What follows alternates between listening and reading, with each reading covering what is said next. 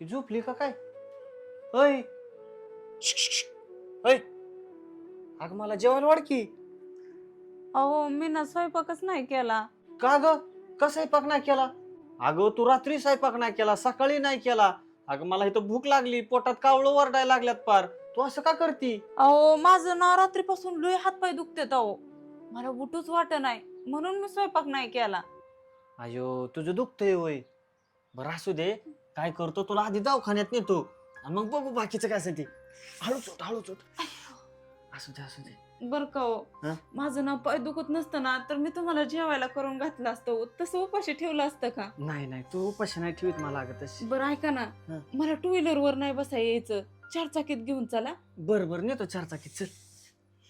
हळूच चल हळूच. ओ फास्ट चालवा ना हो गाडी, माझे लय हातपाय दुखतात, मला आता सहनच होई नाही. आलंय आलंय हो का, आता हॉस्पिटल जवळ आलंय, जाऊ आपण दवाखान्यात.